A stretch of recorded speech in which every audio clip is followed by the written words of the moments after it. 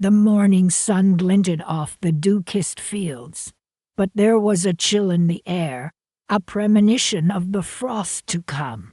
"Mom," Linda called from the porch, her voice already tinged with the impatience of a traveler. "Braden says we're leaving now. Make sure the chickens are fed, and don't forget to water the tomatoes."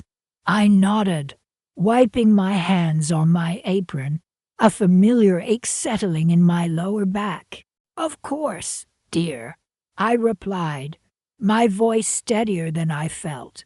"Have a wonderful time." Braden emerged from the house, two bulging suitcases trailing behind him like obedient dogs. He gave me a curt nod, eyes already scanning the horizon, his mind clearly miles away. "We'll be back in 2 weeks," he announced, not a question, but a statement. "Try to keep everything in order." 2 weeks. 2 weeks in the Bahamas while I toiled away on the farm that had been in my family for generations. My farm. Linda pecked me on the cheek, a fleeting gesture that felt more like a dismissal than affection. "Bye, Mom," she chirped. Then, with a squeal of tires and a plume of dust, they were gone, leaving me standing alone in the driveway, the silence amplifying the hollowness that had begun to grow inside me. I walked slowly back towards the house, the gravel crunching under my boots, each step a heavy reminder of the weight I now carried alone. The front door stood slightly ajar, a careless oversight that grated on my nerves. I pushed it open, the familiar scent of home a blend of baking bread and wood polish failing to comfort me this time. It felt different, emptier. I went to the kitchen, the heart of our home, and began mechanically going through the morning chores. As I reached for the coffee canister, my eyes fell on the hook by the back door where I always kept my gardening gloves. The hook was empty. A strange panic tightened in my chest. Those gloves were old, worn, the leather softened with years of use. They were more than just gloves. They were a part of me, a connection to the land, to my mother, who had worn them before me. Linda must have packed them by mistake. I murmured to myself, trying to quell the rising unease. I checked the laundry room, the mudroom, even the guest bedroom, but the gloves were nowhere to be found. Returning to the kitchen, I noticed a small, crumpled piece of paper lying on the counter, half hidden beneath a stack of mail. I picked it up and unfolded it. It was a receipt from a gardening store in town. The date was yesterday. The items listed were a pair of ladies' gardening gloves, size small. Linda wore a medium. A cold dread washed over me. She hadn't packed my gloves by mistake. She had bought herself a new pair, leaving mine behind as if they were just another discarded item, another inconvenience in her perfectly planned vacation. I stood there, the receipt trembling in my hand, the weight of their casual disregard pressing down on me. It wasn't about the gloves. It was about the unspoken message, the clear indication that I was no longer seen, no longer valued. I was the hired help, the caretaker, a convenient fixture to be left behind while they enjoyed their carefree lives. The anger simmered, a slow burn that spread through my veins. I walked over to the window, looking out at the rolling fields, the rows of corn standing tall and proud, the orchard heavy with fruit. This was my legacy, the culmination of generations of hard work and dedication, and I would not let them take it from me. Not now, not ever. A flicker of resolve ignited within me, a small spark in the gathering darkness. I had been foolish to trust them, to assume that blood ties were stronger than greed. But I would not be fooled again. I went to the study, a room I rarely used, preferring the warmth and bustle of the kitchen. Braden had converted it into his office, complete with a new computer and a filing cabinet that seemed to swell with documents every week. I sat down at the desk, my hand hovering over the keyboard. I hesitated for a moment, a wave of guilt washing over me. This felt wrong. But then I remembered the empty hook by the back door, the crumpled receipt, the dismissive wave as they drove away, and the guilt faded, replaced by a steely determination. I entered the password to the farm's online banking portal. It was the date of my wedding anniversary, a date Linda and Braden probably couldn't even recall. The account details appeared on the screen, and my heart sank as I saw the dwindling balance. There were several large withdrawals over the past few weeks, amounts that I couldn't account for. I clicked on the transaction history, scrolling back through the entries, my eyes widening with each new discovery. Braden had been systematically siphoning money from the farm account, transferring it to a separate account in his name. He had even taken out a second mortgage on the property without my knowledge. He was planning to take it all, to leave me with nothing. The anger returned, hotter this time, a burning inferno that consumed all other emotions. They had underestimated me. They thought I was old, naive, easily dismissed. They had no idea who they were dealing with. I spent the next few hours poring over the documents, tracing the flow of money, piecing together the puzzle of Braden's deception. The picture that emerged was clear, and it was chilling. He had planned this all along, using Linda's charm and my own misplaced trust as weapons against me. He intended to bleed the farm dry, to strip it of its assets, to leave me destitute. But I wouldn't let him. I had a few tricks up my sleeve as well. The sun had long since set, casting long shadows across the room. When I finally closed the laptop, a grim smile playing on my lips. The game was on, and I was just beginning to play. The afternoon sun cast long shadows across the fields, the same fields my family had tended for generations.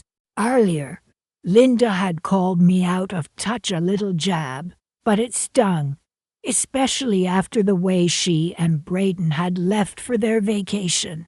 They practically skipped out the door, not a backward glance, leaving me with a list of chores longer than my arm. Make sure the chickens are fed, Linda had trilled, handing me a crumpled note. And don't forget to water the orchids, Mom. They're Braden's favorites. As if I didn't know. I'd nurtured those orchids since they were mere slips, just like I'd nurtured Linda. Now they both seemed to prefer Braden's company. I sighed, pulling weeds from around the tomato plants. The richer, a small comfort. I needed my gloves. My hands were starting to ache. Where are those darn gloves? I muttered to myself. I went to the shed where I usually kept them, hanging on a hook beside the trowel. The hook was empty. That's odd, I thought. I checked the potting bench, rummaged through the basket of twine and plant markers. No gloves. Linda, I called out, though I knew she wasn't there. A faint scent of her perfume lingered in the air, a floral sweetness that felt cloying now. I walked back to the house, the empty hook nagging at me. It was a small thing, a pair of gardening gloves, but it felt symbolic somehow. I went to Linda's room, a space I rarely entered anymore. It felt like trespassing. Yet a strange urgency propelled me. Her bed was unmade. A discarded magazine lay open on the nightstand. I opened her closet, half expecting to find the gloves tucked into a pocket of her gardening jacket. Instead, I found a suitcase lying open on the floor, half packed with clothes. A familiar floral print caught my eye. It was my gardening gloves, tucked neatly into the side pocket of the suitcase. Linda had packed them. My breath caught in my throat. It wasn't the gloves themselves. It was the implication. She had taken them, intentionally, as if she were the one who tended the gardens now, as if she were the one who belonged here. A wave of anger washed over me, hot and stinging. I sat down heavily on the edge of the bed, the floral scent of Linda's perfume suddenly suffocating. I closed my eyes, trying to calm the churning in my stomach. The farm. It was more than just land, more than just a house. It was my legacy, my connection to my family's history, and they were trying to take it from me. The thought solidified in my mind, cold and hard. They thought they could just waltz in, take what they wanted, and leave me with nothing. "They're wrong," I whispered, a new resolve hardening my voice. "Dead wrong." I stood up, smoothing the wrinkles from my skirt. I walked over to Linda's desk and opened the small drawer where she kept her personal items. Inside, beneath a pile of ribbons and hair clips, I found a small, leather-bound journal. I hesitated, then picked it up. It felt wrong, invading her privacy like this. But something told me I needed to know what was written inside. I flipped through the pages, skimming entries about parties and shopping trips until I found a recent entry. It was dated just a few days before their departure. "Braden says we should talk to Mom about transferring the farm deed." It read, "He says it's for tax purposes, but I think he's just worried she'll change her mind about leaving it to me." My blood ran cold. Leaving it to her. The farm was mine. I had worked this land my entire life. It was my birthright. They were plotting behind my back, trying to steal what was rightfully mine. Beneath that entry, another line caught my eye. "Braden's looking into offshore accounts. Says it's the best way to protect our assets. Protect their assets. My assets." The anger I felt earlier intensified, burning like a wildfire. They weren't just taking the farm. They were taking everything. I closed the journal, my hands trembling. This wasn't just about gardening gloves anymore. This was about my future, my security, everything I had worked for. I took a deep breath. The scent of Linda's perfume now a bitter reminder of their betrayal. "All right," I said aloud, my voice surprisingly steady. "If that's how you want to play it." I left Linda's room, the journal clutched tightly in my hand. I walked down the hall to my own room and retrieved a small, antique wooden box from the back of my closet. Inside, beneath a layer of velvet, lay a key.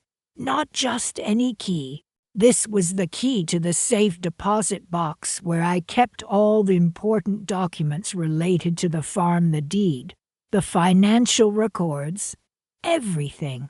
Braden and Linda thought they were so clever, but they had underestimated me. They had no idea what I was capable of. I looked out the window at the setting sun, casting long shadows across the fields. The air was still, the only sound the chirping of crickets. A small smile played on my lips. They wanted a vacation. They'd get one. But it wouldn't be the kind they were expecting. I picked up the phone and dialed my lawyer's number. "Hello, David," I said, my voice calm and measured. "I need your help." The sun was setting, casting long shadows across the familiar fields of my family farm. That evening, a heavy silence had settled over the house, a silence only amplified by the chirping crickets and the distant lowing of cows. I picked up my phone, almost hesitantly, and opened the family group chat.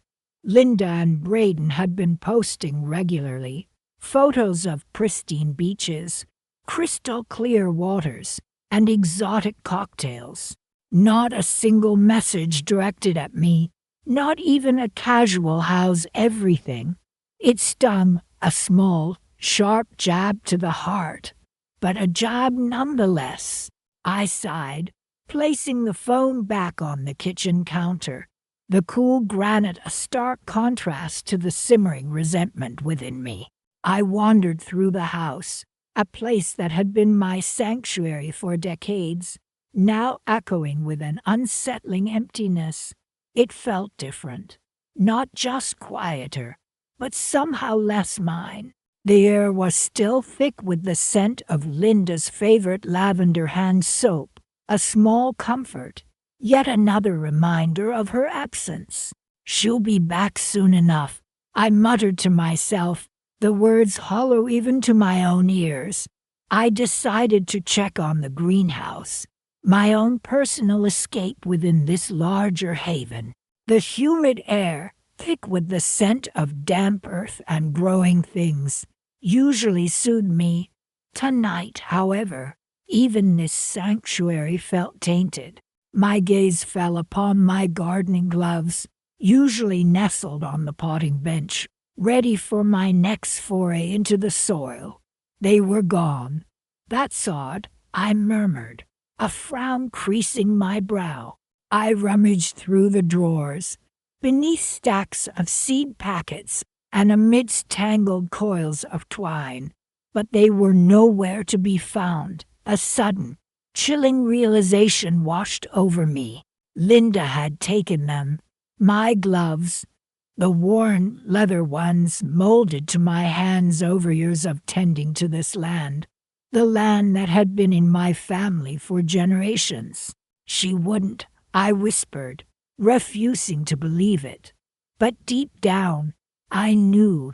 I pictured her, lounging on that pristine beach, a cocktail in one hand, perhaps a book in the other. My gardening gloves, tucked away in her beach bag, a bizarre, almost cruel memento of the life she was leaving behind, a life she clearly no longer valued. The thought sent a wave of anger through me, hotter and more intense than anything I'd felt before. It was more than just the gloves.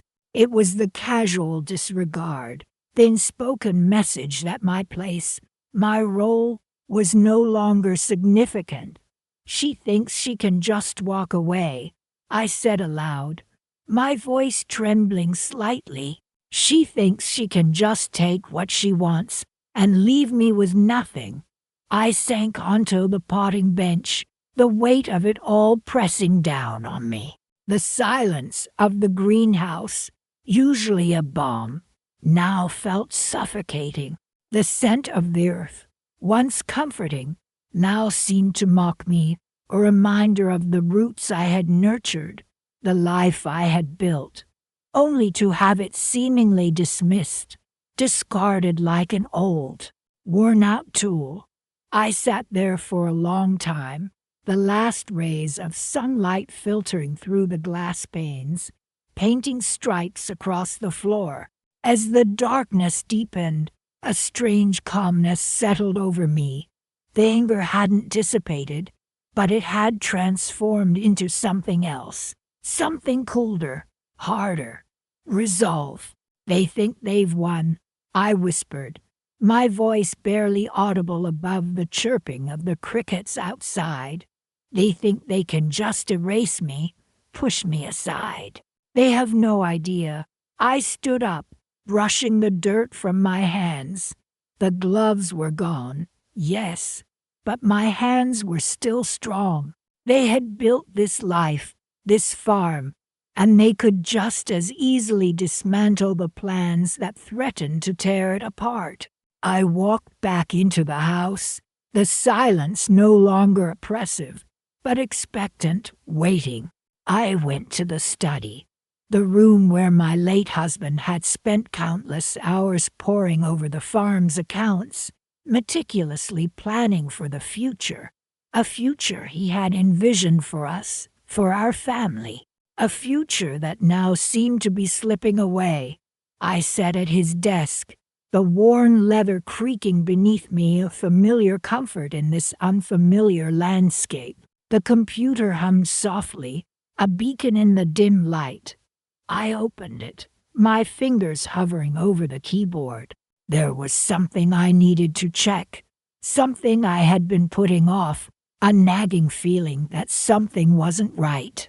Braden had been increasingly involved in the farm's finances over the past few months, taking on more responsibility, or so he claimed. He'd insisted on updating the online banking system, streamlining the accounts, making things more efficient. He'd even convinced me to give him limited access for emergencies. He'd said, just in case. He'd added with a reassuring smile, at the time, I'd trusted him. Linda loved him, and I wanted to believe he had our best interests at heart. Now, doubt gnawed at me. The missing gloves, the blatant disregard for my feelings, the unsettling silence from both of them, it all pointed to something deeper, something more sinister. I logged into the farm's account, my heart pounding in my chest. The numbers on the screen blurred for a moment, a wave of dizziness washing over me. I took a deep breath, steadied myself, and focused. Line by line, transaction by transaction, I scrolled through the records. The more I saw, the colder I felt. The blood drained from my face, leaving me feeling weak and nauseous. It was there, plain as day, hidden among seemingly innocuous transactions. Large sums of money being transferred out of the farm's account, redirected into a new account, an account I didn't recognize, an account in Braden's name. He wouldn't, I whispered, the words catching in my throat. But the evidence was undeniable. He was systematically draining the farm's resources, siphoning off the money that my husband and I had worked so hard to build, the legacy we had planned to leave for our children. He was stealing our future. The anger returned, fiercer than before, a burning fire in my gut. This wasn't just about disregarded feelings or stolen gloves. This was about betrayal, theft, the deliberate dismantling of everything I held dear. And I wouldn't let it happen. Not now, not ever. A new kind of resolve, a steely determination, hardened my heart. I knew what I had to do. The crisp morning air did little to soothe the raw ache in my chest. They were gone. Linda and Braden, off to their luxurious island getaway, leaving me behind to look after things. As Braden so casually put it, "Don't worry, Mom," Linda had chirped, squeezing my hand with feigned affection. "We'll bring you back a souvenir." A souvenir wouldn't replace the gaping hole their absence had carved in my routine, in my heart, especially when that absence felt so poignantly deliberate. I walked out to the garden, the dew clinging to the burgeoning tomatoes. This garden was my sanctuary, my legacy. My mother had taught me everything I knew about coaxing life from the earth, and I, in turn, had passed that knowledge down to Linda, or so I thought. Lately she'd shown little interest, preferring to scroll through pictures of infinity pools and beachside cocktails on her phone. "Mom, gardening is so log," she'd said just last week, wrinkling her nose as I showed her a particularly plump zucchini. "It's not exactly Instagrammable," Braden had chuckled, his arm draped possessively round her. "Your mom just needs to embrace the 21st century, Linda." His tone, though light, held a note of condescension that pricked at me. Now, standing among the fragrant herbs, I felt a pang of loneliness so acute it was almost physical. I reached for my gardening gloves, the worn leather soft and familiar against my skin. But my fingers grasped only air. The gloves were gone. A cold dread washed over me. I searched the shed, the potting bench, every nook and cranny where I usually kept them. Nothing. Then a flicker of memory. Linda, rummaging through the shed yesterday, muttering about needing something to protect her hands from the icky sunscreen. "Sunscreen?" I'd asked. "You'll be on a beach, sweetheart, not digging in the dirt." She'd just waved a dismissive hand and continued searching. I sank onto a weathered wooden bench, the weight of their betrayal settling heavily upon me. The gloves weren't just gloves.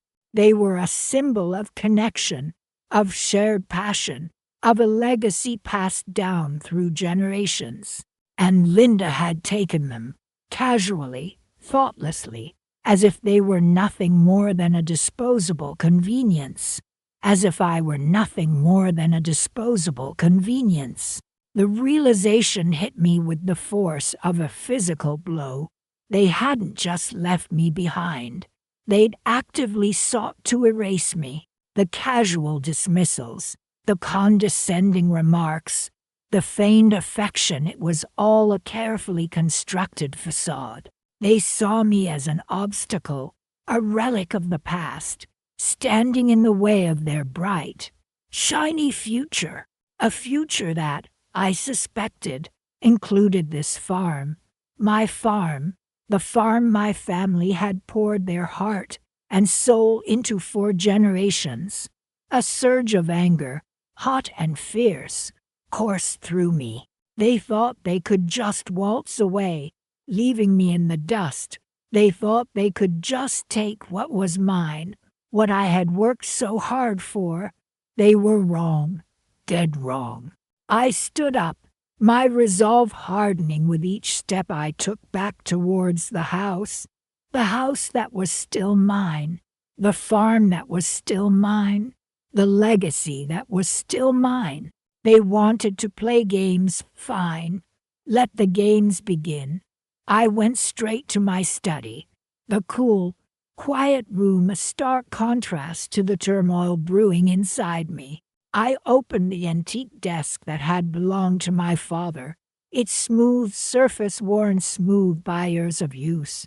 Inside, nestled amongst old photographs and family documents, was a small, unassuming key, the key to the safe deposit box.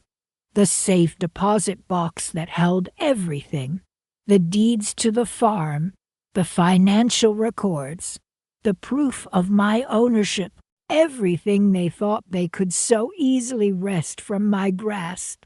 My fingers trembled slightly as I inserted the key and turned. The heavy steel door swung open, revealing the contents within. I pulled out the thick folder labeled Farm Finances and began to read.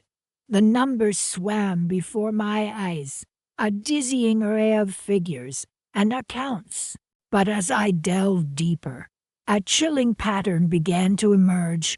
Transactions I didn't recognize, withdrawals I hadn't authorized, investments I hadn't approved.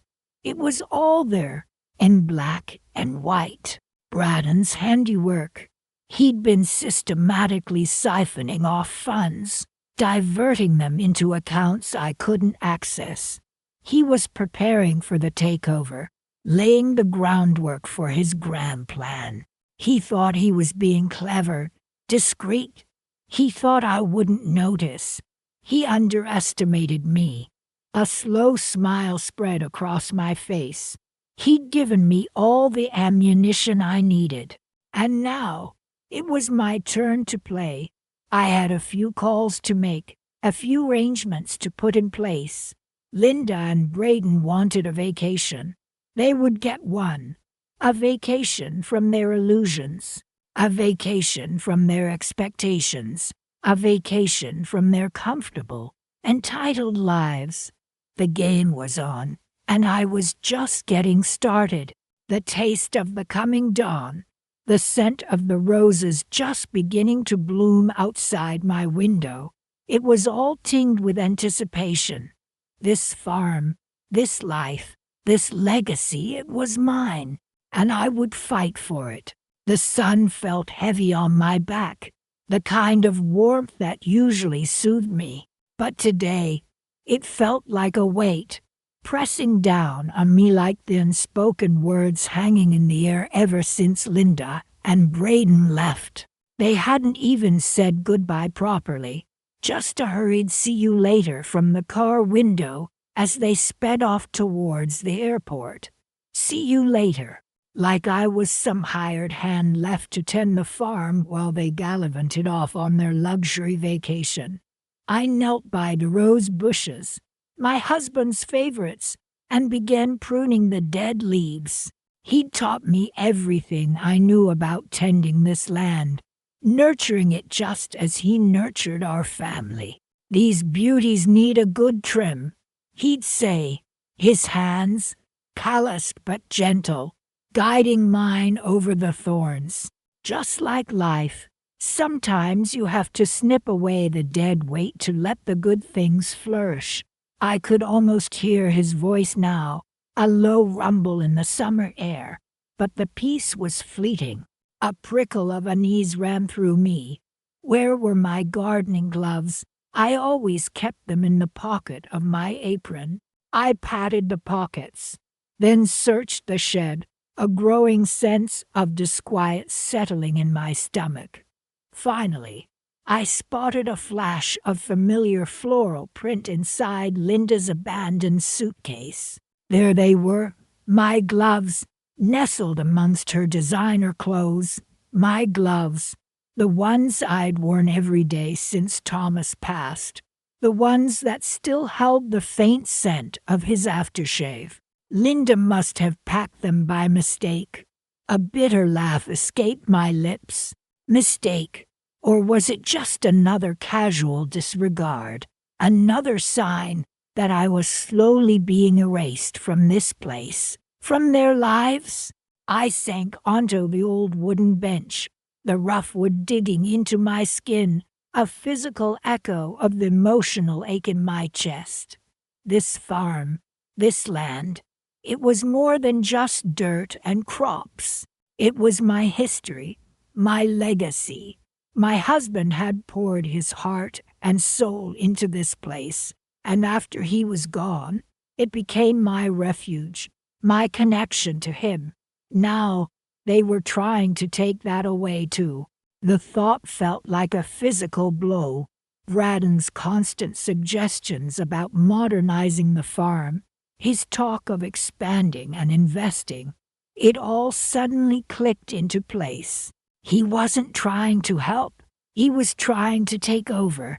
And Linda, my own daughter, was letting him. I picked up a watering can, the cool metal a comfort against my burning skin.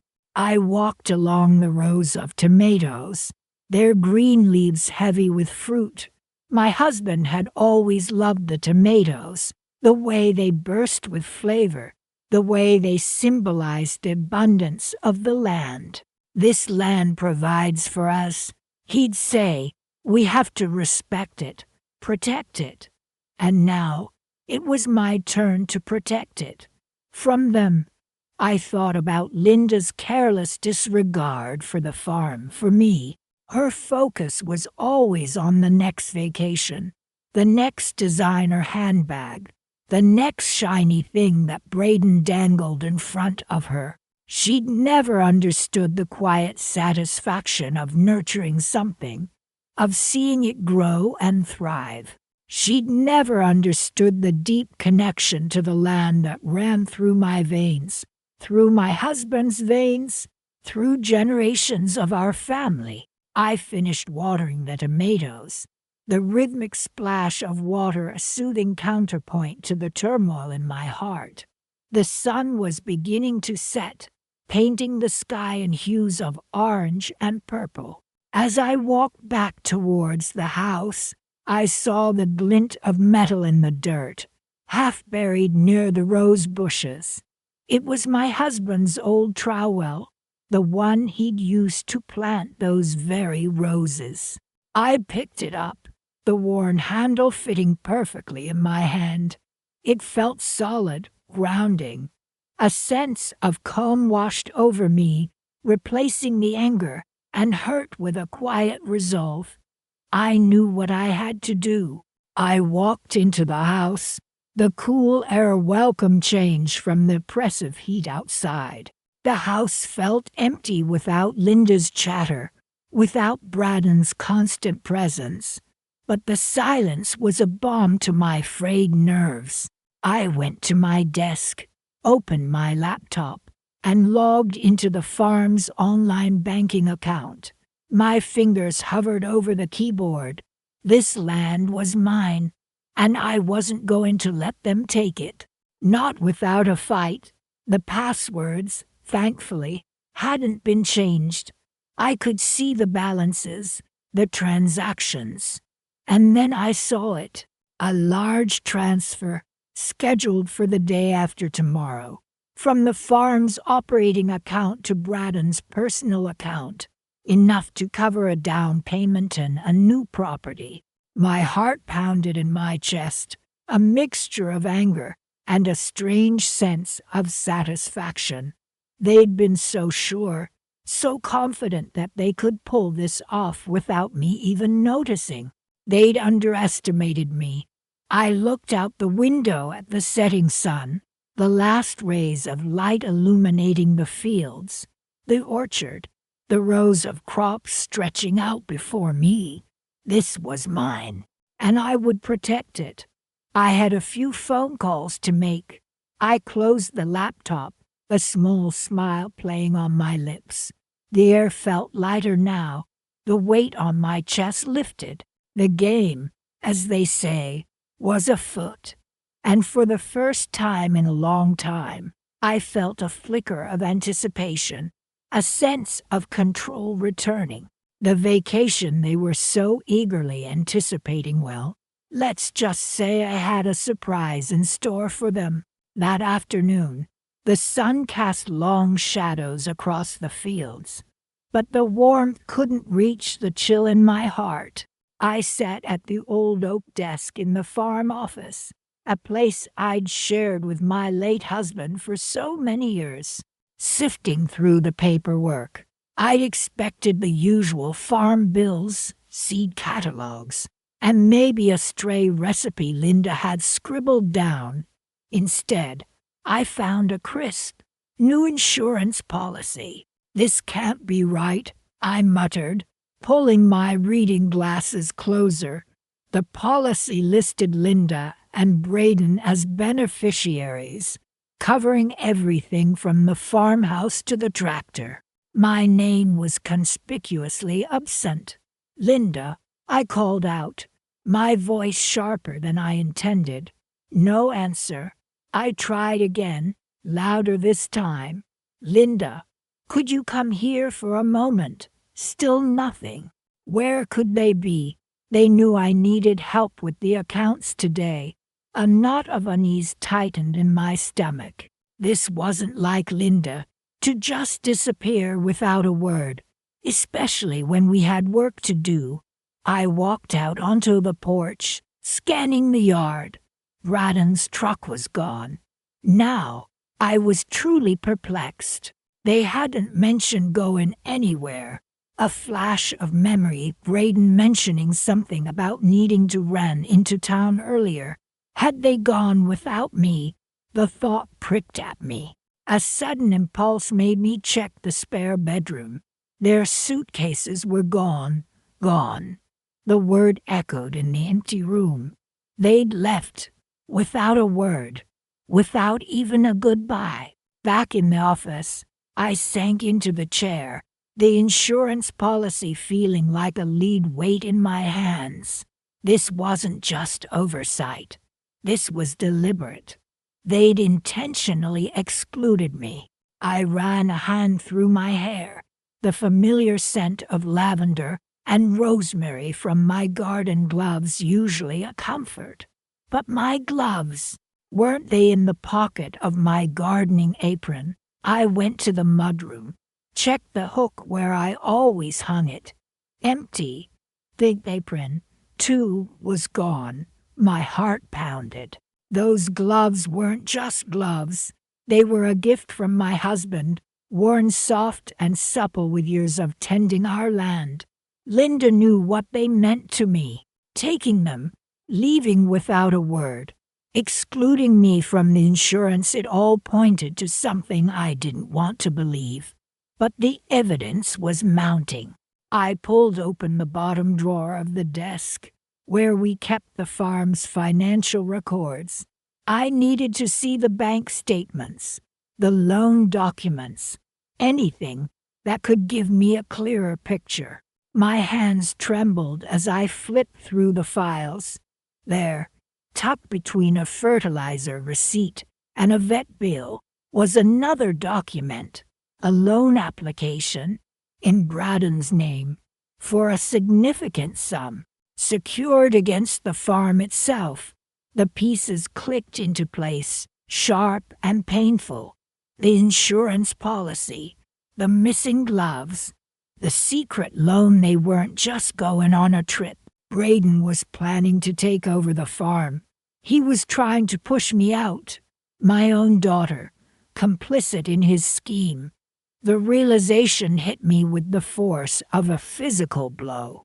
I felt a wave of nausea, followed by a strange calm, a quiet resolve. They underestimated me. They thought I was just a frail old woman, easily dismissed. They thought I wouldn't notice, wouldn't fight back. They were wrong. I spent the next few hours poring over the farm's finances, every bank statement, every invoice, every legal document. I knew this farm, this land, better than anyone. My husband and I had built this life together, brick by brick, harvest by harvest, and I wouldn't let some opportunistic son-in-law steal it from me. The sun began to set, painting the sky in hues of orange and purple, a stark contrast to the storm brewing inside me. I called our lawyer, Mr. Henderson, a man I'd known and trusted for years. "Mr. Henderson," I said, my voice steady despite the turmoil within. "I need your help, and I need it discreetly." I laid out the facts, the insurance policy, the loan application, the missing luggage, the stolen gloves, every detail that pointed to Braden's plan. Mr. Henderson listened patiently, occasionally interjecting with a question or a thoughtful hum. By the time I finished, darkness had fallen completely. "I understand," he said finally, his voice grave. "This is a serious situation, but I believe we can take action. We can challenge the validity of that loan application, and we can ensure your rightful place in the ownership of this farm." Hope flickered within me, a small flame in the darkness. "Good," I said, a steely edge to my voice, "because I have a plan." Mr. Henderson chuckled softly. I suspected as much. He agreed to meet me first thing in the morning to begin the legal proceedings. I hung up the phone, a new sense of purpose filling me. They thought they could just waltz in and take what was mine. They thought they could discard me like an old, worn-out tool. They were about to learn just how wrong they were. I looked out the window at the darkened fields, a faint smile playing on my lips. The game was on, and I was holding all the cards. There was a particular account, a separate investment account my husband and I had set up years ago, one that neither Linda nor Braden knew anything about. An account that held a substantial sum, enough to secure my future, enough to, well, let's just say I had a few surprises in store for my dear daughter and her husband. The first rays of dawn were just beginning to touch the horizon when I finally went to bed, a sense of anticipation tingling through me. Tomorrow was going to be a very interesting day. The afternoon sun cast long shadows across the fields, the same fields I'd tended for decades. Mrs. Henderson, my nearest neighbor, waved from her porch as she drove past. She rolled down her window. Such a shame you couldn't join Linda and Braden on their trip, she called out, her voice laced with something I couldn't quite place. Braden was just telling my Charles all about his plans for the orchard. Big changes coming, apparently. She smiled vaguely, then drove on. Big changes. Braden hadn't mentioned any changes to the orchard. He barely acknowledged my existence these days, let alone consulted me on farm matters. This farm, my farm, had been in my family for generations. A sudden unease settled in my stomach. I finished weeding their garden, my mind racing. Braden's dismissive attitude, Linda's blithe acceptance of it all felt calculated. He'll take good care of things while we're gone, Mom, Linda had said, patting my hand with a condescending smile. Just relax and enjoy the peace and quiet.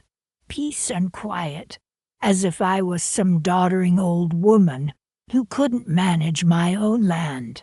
I went inside, the cool air of the farmhouse a welcome relief from the afternoon heat. The silence was heavy, broken only by the ticking of the grandfather clock in the hall. This silence, this emptiness, was the peace and quiet they'd wished on me. I poured myself a glass of iced tea, the condensation cold against my hand. Something Mrs. Henderson had said kept nagging at me. Big changes, what changes? A thought struck me, cold and sharp. The farm accounts. I hadn't looked at them in months, trusting Braden to handle the finances. Fool, absolute fool. I went to the study, the room where my late husband had spent countless hours poring over ledgers and invoices. The computer was still there, his favorite chair still positioned by the window. I sat down, my hands trembling slightly as I logged into the online banking portal. The first thing I saw was the balance, significantly lower than it should have been. My heart pounded in my chest. I scrolled through the transactions, a knot tightening in my stomach with each click. Luxury hotel bookings, first-class flights, designer shopping sprees, all charged to the farm account. And then, the final blow, a large transfer of funds to a new account, an account in Braden's name. I felt a wave of nausea wash over me. They weren't just enjoying a lavish vacation. They were systematically draining the farm's resources. Braden's plans for the orchard weren't about improving the farm. They were about taking it over piece by piece, while I sat here, oblivious, tending my herbs. Relax and enjoy the peace and quiet, Linda had said. The words echoed in my mind, now dripping with a sickeningly sweet malice. They thought they'd outsmarted me, that they could push me aside and take what was rightfully mine. They thought I was too old, too naive, too sentimental to see what they were doing. They were wrong. I spent the next hour meticulously documenting every transaction, every transfer, every act of blatant theft. The anger, the hurt, fueled a quiet resolve. They wanted a fight. They'd get one. But it wouldn't be the fight they were expecting. I wouldn't scream. I wouldn't cry. I wouldn't beg. I would be silent, methodical, and utterly ruthless. I closed the laptop, the screen reflecting my own grim face. I picked up the phone and dialed my lawyer's number. "Mr. Thompson," I said, my voice steady and calm, "I need your help. It's about the farm." I paused, a small, cold smile playing on my lips. "It seems my son-in-law has been mismanaging the funds." After I hung up, I walked out to the orchard, the setting sun painting the sky in hues of orange and purple. The apple trees, laden with ripening fruit, stood silent witnesses to generations of my family's toil. Braden wanted to change this orchard. He wanted to take this land. He had no idea what he was up against. I reached into my pocket and pulled out a small, worn leather pouch. Inside, nestled amongst dried lavender and rosemary, lay a single key. The key to the safety deposit box where I kept the original deed to the farm, the deed that predated my marriage, the deed that was solely in my name, a deed they knew nothing about. The breeze rustled through the leaves, whispering secrets only I could hear. The game, my dear Braden, my sweet Linda, has just begun, and I hold all the cards. I glanced towards the distant mountains, wondering what kind of weather report they'd have in Aspen, was it? It might be worthwhile checking, just to know what to pack. The farmhouse felt colder than usual that evening. Linda and Braden were off in the Maldives, sunning themselves on some exotic beach, while I was left here, supposedly holding down the fort. As Braden had put it, "Don't worry, Mom. We'll bring you back a souvenir," Linda had chirped, her voice dripping with a false sweetness that grated on my nerves. Their casual dismissal stung more than any outright insult. I walked into the farm office, the one Braden had been increasingly territorial about lately. "Just keeping things organized, Mom," he'd said with a forced smile just before they left. "Wouldn't want anything to get misplaced." He'd even suggested I spend my time weeding the back garden. Weeding, as if I hadn't tended these fields for decades, long before he'd even met Linda. The office door creaked open, revealing the familiar scent of old ledgers and dust.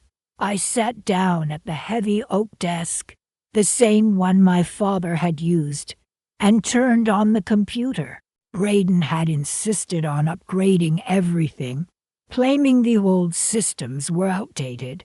"Need to keep up with the times, Mom," he'd said, his tone condescending, but I suspected his eagerness stemmed less from efficiency and more from a desire to control the information flow. He'd set up new passwords for everything, of course. "Just security measures, Mom," he'd explained, not meeting my eyes. "Wouldn't want your sensitive information falling into the wrong hands." He'd conveniently forgotten to share those passwords with me. Thankfully, my memory wasn't as outdated as he seemed to think. I remembered Braden mentioning something about using Linda's birth date as a base for his passwords. A quick search through the computer's saved files revealed a document titled Farm Financials, New Passwords. My heart pounded as I clicked it open. There it was in black and white, a list of all the accounts, along with their corresponding passwords, all variations on Linda's birth date. Just as I suspected. He thought he was so clever. I logged into the main farm account, my fingers trembling slightly. The screen loaded, revealing a balance significantly lower than it should have been. My stomach clenched. Where had all the money gone? I navigated to the transaction history. Scrolling back through the months, a pattern began to emerge. Large sums of money had been consistently transferred to a new account, one I didn't recognize. I copied the account number, opened a new tab, and searched for it. The results made my blood run cold. The account was in Braden's name. More digging revealed wire transfers to luxury resorts, high-end boutiques, and even a car dealership specializing in imported sports cars. It all clicked into place. The business trips Braden had been taking so frequently, the sudden influx of designer clothes in Linda's wardrobe, the whispers about upgrading their car. It wasn't just lavish spending. It was systematic siphoning. Braden had been bleeding the farm dry, funneling its resources into his personal accounts, all while pretending to be the dutiful son-in-law, modernizing the farm for the future. He hadn't just taken my gardening gloves. He was trying to take everything. He thinks he can get away with this. I muttered to myself, a cold fire igniting in my chest. I spent the next few hours meticulously documenting every transaction, every transfer, every piece of evidence that pointed to Braden's deceit. I saved everything to a secure, encrypted drive, making sure to hide it well. This wasn't just about the money anymore. It was about respect, about legacy, about protecting what my family had built for generations. Braden had underestimated me. He thought I was a frail, sentimental old woman, easily manipulated and dismissed. He thought I was out of touch, stuck in the past. But I knew more than he realized, and I knew exactly what to do. I opened a new document and began to type a letter to my lawyer, outlining everything I'd found, a request to freeze the accounts, to initiate an investigation, a plan to reclaim what was rightfully mine. The Maldives were a long way from home.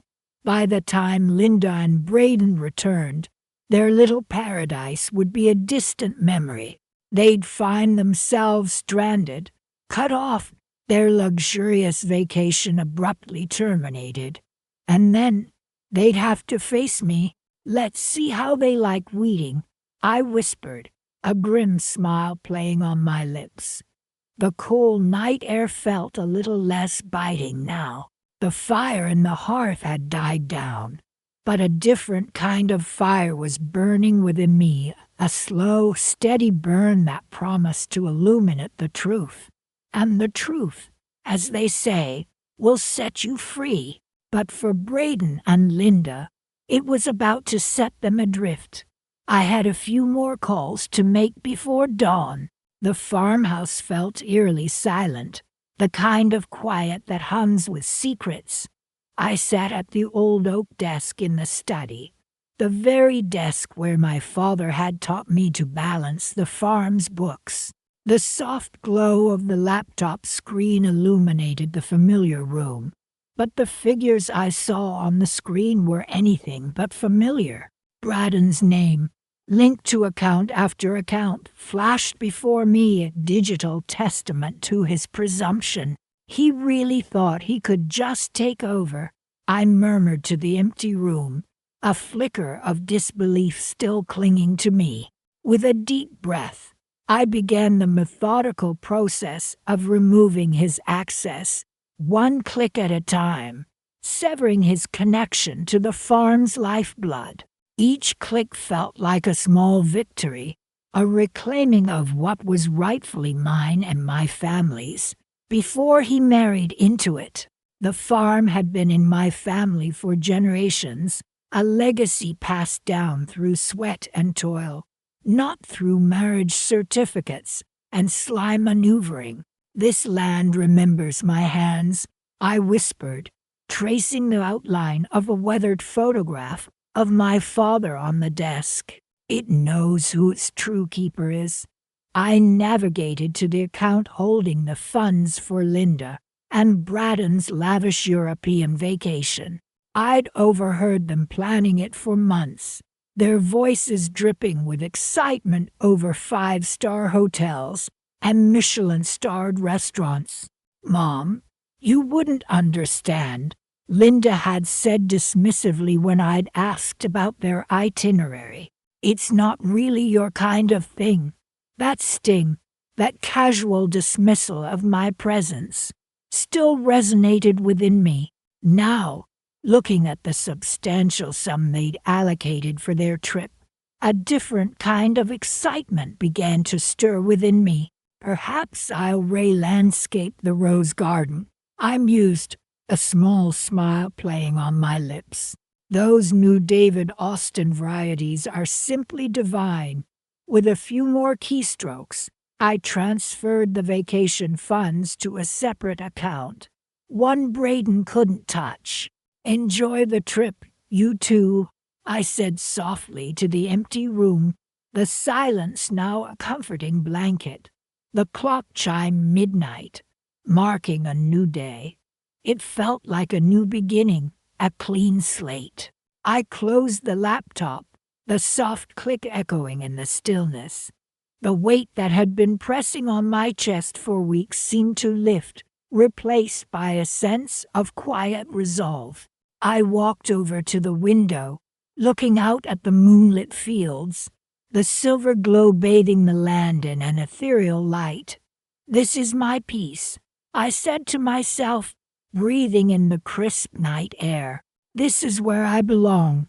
This image of Braddon's smug face flashed in my mind, then quickly faded, replaced by the vision of Linda as a little girl, her hand clasped tightly in mine as we walked these same fields. A pang of sadness pierced through my resolve. I had hoped things would be different. I had hoped Braden would be a true partner, a son I could welcome into the family. But I also knew deep down that some things are worth fighting for, and this land, this legacy, was worth more than any fleeting familial harmony. I thought of the conversation I'd had with Braden just a few weeks ago, when he'd tried to subtly suggest I consider moving into a retirement community. "You deserve to be pampered, Martha," he'd said, his voice smooth as honey. "A place with all the amenities, where you don't have to worry about the upkeep of this old place." He gestured vaguely around the farmhouse, as if it were a burden, a relic of the past. "Linda and I can handle things here," he'd added, a glint of ambition in his eyes. I'd simply smiled and said, "I'll think about it, Braden." But inside, a cold fire had begun to burn. He'd underestimated me. He'd mistaken my quiet strength for weakness, my gentle nature for naivete. He'd forgotten, or perhaps never learned, that the quietest storms often bring the most devastation. The first rays of dawn began to paint the sky in hues of pink and orange. I watched the sunrise, feeling a sense of peace I hadn't felt in a long time. The farm was mine again. My legacy was secure. As I turned away from the window, my gaze fell upon the small, worn gardening gloves I'd found tucked away in Linda's suitcase. They were my gloves, the ones I used every day in the rose garden. I'd wondered where they'd disappeared to.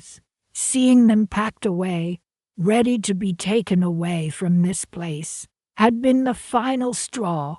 It was a small thing, a seemingly insignificant detail, but it had spoken volumes. It had solidified my resolve.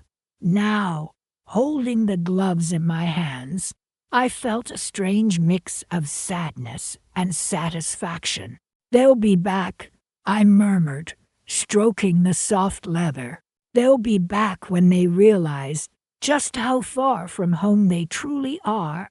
And I knew, with a certainty that settled deep in my bones, that when they returned, things would be very different. The farm would still be here waiting, but the welcome they'd once taken for granted would be gone, replaced by a cold, hard reality.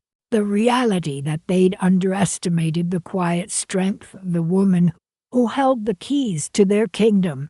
The rooster crowed, a shrill announcement of another day, but the usual peace of the farm felt different this morning. It was a quiet I had manufactured, a stillness born not of tranquility, but of a carefully orchestrated storm. My phone buzzed. It was Braden. "Mom," he said, his voice strained. "There's a problem with our cards. They're not working." I took a slow sip of my coffee, the warmth a small comfort against the chill that had settled in my bones. "Really? That's odd," I replied, feigning surprise. "Are you sure you haven't reached your limit with all that chopping?" He sputtered something about checking, about it being impossible. The panic in his voice was almost palpable. Linda snatched the phone. "Mom, what's going on? We're stranded here. The hotel says we need to pay the bill, and none of our cards are working." Her tone was accusatory, sharp. The daughter who'd left me to tend her chores while she jetted off to some luxury resort was now demanding answers. "Stranded?" I asked, my voice even. "That sounds uncomfortable. Perhaps you should have considered the what-ifs before leaving." "Mom, this isn't funny. What did you do?" Linda's voice cracked, a hint of fear seeping through. The facade of carefree vacationer was crumbling.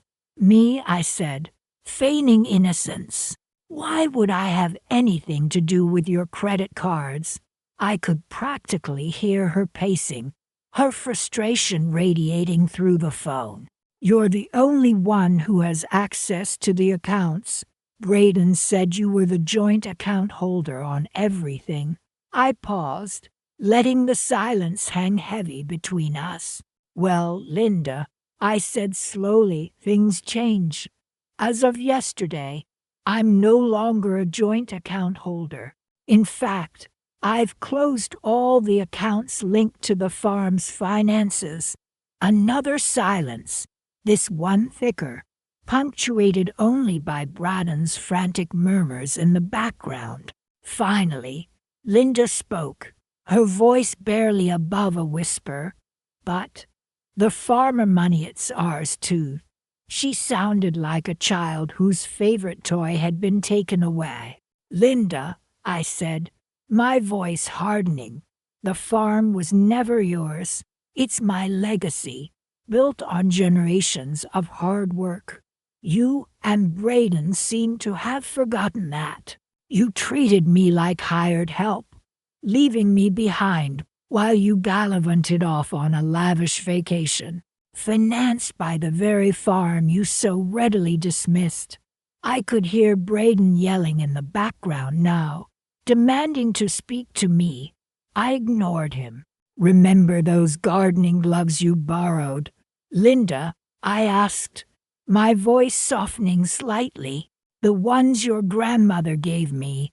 They were a symbol of this farm, a reminder of the love and care it takes to nurture something." to make it grow. You took those gloves without a thought, just like you thought you could take this farm. I took another sip of my coffee, the bitterness now satisfying. As for your vacation, I continued, consider it a learning experience, perhaps a taste of the real world, the one where you have to earn your keep, where things aren't simply handed to you. Braden was roaring now, but I held the phone away from my ear. I've arranged for a one-way ticket back for you both, I said to Linda, cutting through the noise. It arrives tomorrow morning. After that, you're on your own. I hung up before she could respond, the dial tone a sweet symphony to my ears. The rooster crowed again, but this time, the sound wasn't jarring. It was a song of renewal, of reclaiming what was mine. The quiet of the farm was still there, but now it was the quiet of victory. I walked to the window, overlooking the fields bathed in the morning light. The land stretched out before me, a testament to my family's legacy, a legacy I had protected, a legacy that was finally, truly mine again. And as I looked out at the sunrise painting the sky in hues of gold and rose, I knew that the hardest part was yet to come. Rebuilding, not just the farm, but my life. The sun warmed the soil as I knelt, the familiar scent of damp earth a balm to my spirit. Earlier that morning, Braden had actually said, "Mom, Linda and I need some less time. We'll be back in a few weeks." He didn't even meet Maya. Linda just chirped, "Don't worry about a thing, Mom. We've left you a list of chores, on my own farm." But their dismissal, their casual disregard, had fueled a quiet fire in me. Now, hours later, with their plane likely somewhere over the Atlantic, I felt a strange calm, a sense of rightness. My hands moved almost automatically, weeding around the base of my prize-winning roses. I'd nurtured these bushes for years, just as I had nurtured my family. And just like a garden, sometimes a family needs pruning. I paused, my fingers tracing the delicate petals of a blush pink rose. "Beautiful, aren't you?" I murmured. I'd always found solace in my garden. It was a place of quiet contemplation, a space where I could reconnect with the earth and myself. It was also a place where I could be truly alone, free from the constant demands and expectations of others, especially Linda. She'd never understood my connection to the land, to this farm. It was more than just property. It was a legacy passed down through generations, and I wouldn't let anyone, not even my own daughter, take that away from me. The soil felt cool and damp beneath my fingertips. I pulled out a stubborn weed, its roots clinging tenaciously to the earth. It reminded me of Braden, the way he'd tried to insinuate himself into the farm's operations, slowly trying to gain control. "Not on my watch," I whispered, a grim smile playing on my lips. The memory of the look on his face when the bank called to inform him of the accounting error that had frozen his newly acquired farm account still sent a thrill through me. He'd tried to be so slick, so charming, just updating some financial details. "Mom," he'd said, flashing that practice smile. He thought I was oblivious, an aging woman easily manipulated. He clearly underestimated me. I moved on to the tomato plants, their green fruits swelling with promise. I remembered Linda complaining about having to help with the harvest last year, her perfectly manicured nails digging into the dirt as she reluctantly picked the ripe tomatoes. "This is so rustic," she'd muttered, wrinkling her nose. "Braden says we should hire a professional landscaping team when we take over. Something more modern. Take over." The words echoed in my ears. They hadn't even bothered to hide their intentions. They thought I was just a stepping stone, a temporary obstacle in their path to a life of luxury. A gentle breeze rustled the leaves of the apple trees, their branches heavy with ripening fruit. The air was filled with the sweet scent of apples, a reminder of the countless hours I'd spent tending to these trees, pruning their branches, nurturing their growth. This farm was my lifeblood, my heart and soul, and I wouldn't let them ruin it. Not for their fancy vacations and landscaped lawns.